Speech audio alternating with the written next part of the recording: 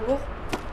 Ce matin-là, Leslie débute son nouveau job de coach sportif. Tu me le jettes au sol le plus fort possible. Pendant 30 secondes, tu le récupères et tu jettes. Ces gestes, elle les a pratiqués des milliers de fois. La championne a consacré une grande partie de sa vie au handball. À 26 ans, elle pense à l'avenir. Pour elle, cette reconversion est naturelle. Droite.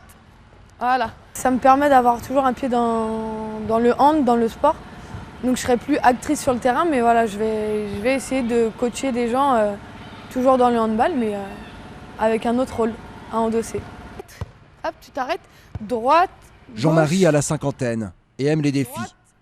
Il y a 2 ans, il a réalisé son rêve, courir le marathon de New York.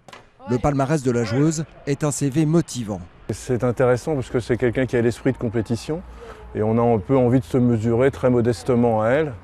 Et c'est une vraie professionnelle du sport. Ton poids, tu essaies de le transférer partout, pas comme ça.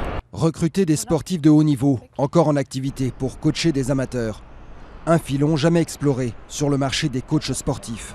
L'idée a germé dans la tête de ces 2 anciens pompiers de Paris. Quand tu fais 15 ans, là, nous deux dans l'institution, c'est quand même quelque chose de quitter. Hein. Sportifs de haut niveau, ils ont décidé de tout plaquer pour monter leur business et vivre de leur passion.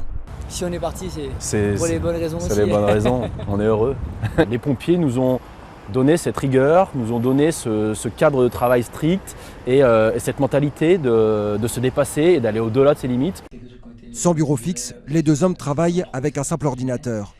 En moins d'1 an, ils collaborent avec une cinquantaine de coachs et ont séduit près de 300 clients. Honnêtement, on a appris sur le tard, on va dire qu'on n'a pas de formation particulière sur que ce soit du marketing, du commerce ou du web. Voilà, en étant curieux, on essaye petit à petit et puis pour l'instant ça nous réussit, donc on essaye de continuer dans cette voie-là. Une voie qui réussit également à Estelle Lévy.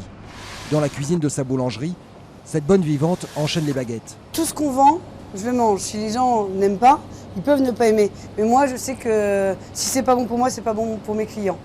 Baguette chaude. Estelle est une ancienne cadre de l'agroalimentaire. Après une période de chômage, cette fille de commerçant décide de travailler à son compte. Elle, qui a Bac+4, gagne sa liberté en passant un CAP à 38 ans. Souvent dans les grandes structures ou dans beaucoup de métiers, on est amené à faire des choses où on se perd soi-même, qui ne nous correspondent pas. On ne retrouve plus trop d'équilibre, on est obligé de compenser par beaucoup d'activités extra-professionnelles. Là, moi j'ai plus ce problème-là parce que mon quotidien me correspond. Et ça redonne un sens. Le mot simple, c'est je suis libre et mon travail a un sens. Une quête de sens plébiscitée par les Français. Le phénomène n'est pas nouveau, mais prend de l'amplitude. En 2015 déjà, une enquête de l'Institut Opinionway montrait que 4 salariés sur 10 souhaitaient changer de profession.